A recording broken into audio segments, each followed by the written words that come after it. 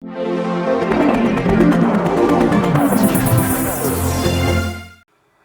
lagi dengan saya Mas Aji di channel YouTube Kolektor Pusaka. Eh ya, bagaimana puasanya hari ini? Masih semangat kan?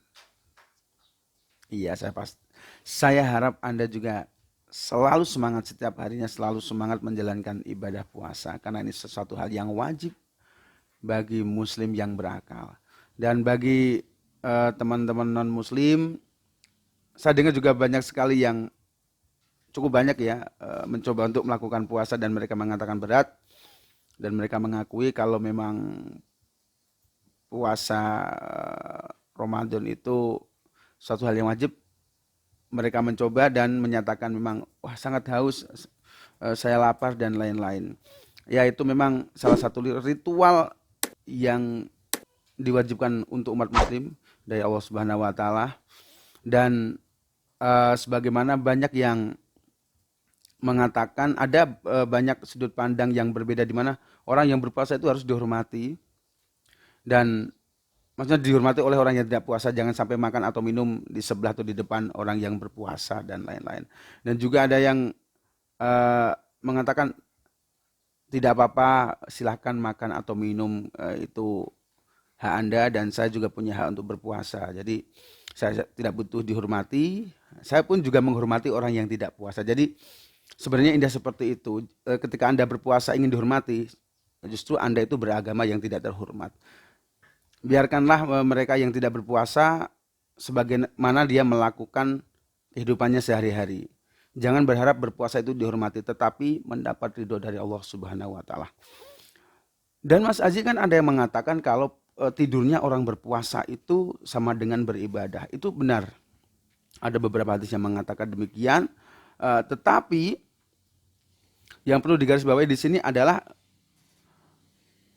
jangan justru memanfaatkan situasi ini. Dalam arti begini, udah saya berpuasa ini. Katanya tidur itu menjadikan sama dengan maksud saya, sama dengan beribadah. Kalau kita aku tidur terus tidak bisa kayak begitu. Jadi alangkah lebih baiknya. Jadi maksudnya dari kata-kata tidurnya orang berpuasa itu sama dengan beribadah itu. Jadi tidurnya saja disebut sebagai beribadah. Apalagi kalau Anda melakukan hal-hal positif itu bisa disebut lebih dari beribadah. Contohnya begini. Kemarin saya melaksanakan khataman bareng bersama sekelompok pemuda di salah satu kampung Kudus. Melaksanakan khataman dan juga melaksanakan buka bersama. Khataman ini sebenarnya ya sesuatu hal yang biasa sih, wajar kalau di kampung-kampung, di kota-kota besar pun mungkin demikian ya. Membaca Al-Quran sampai tuntas nanti ada khatamnya. Dan kemarin saya menghabiskan beberapa hari untuk khataman dan alhamdulillah berjalan dengan lancar. Dan ada hikmah di balik itu. Jadi daripada Anda tidur mending membaca Al-Quran, mending ngaji, mending mendatangi tablik-tablik akbar atau sekarang ada ngaji online sekarang karena ada wabah virus corona dan memang sekarang dipermudah dengan ngaji online lewat YouTube, Facebook atau Instagram bisa sekarang. Dan ada nilai baiknya kenapa harus membaca Al-Quran di kampung bersama teman-teman pemuda. Karena ada beberapa hadis yang mengatakan kalau di suatu tempat itu ada bayi, anak kecil, balita, ada masih banyak orang yang berjamaah dan masih ada pemuda yang membaca Al-Quran. Dan lebih baiknya pemuda yang jamaah dan juga membaca Al-Quran, insya Allah tempat itu akan jauh dari yang namanya musibah. Jadi memang kemarin waktu ada khataman Quran, saya bersama pemuda itu memang ada terselip sebuah doa, ada harapan di mana wabah virus corona sampai sekarang itu masih saja cukup mencekam, masih saja menjadi ancaman seluruh masyarakat di dunia. Dan dengan harapan membaca Al-Quran, khataman seperti ini akan menjadi senjata spiritual yang ampuh untuk menolak segala musibah maupun bencana, terkhusus wabah virus corona. Dan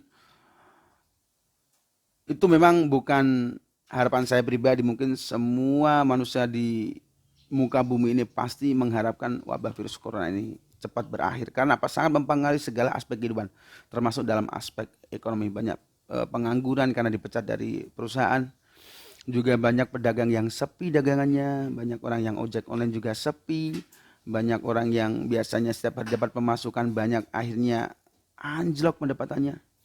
Sungguh sangat miris.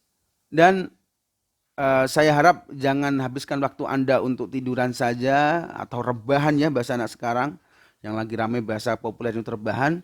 Saya harap Anda lebih banyak membaca Al-Quran dan angan-angan di maknanya.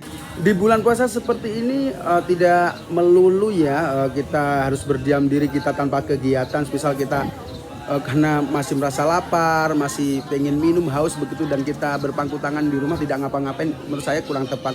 Tetapi lebih baik istilah kegiatan di bulan puasa ini dengan kegiatan-kegiatan yang positif, termasuk bersama teman-teman atau keluarga membaca Al-Quran atau hataman seperti yang kami lakukan di sini.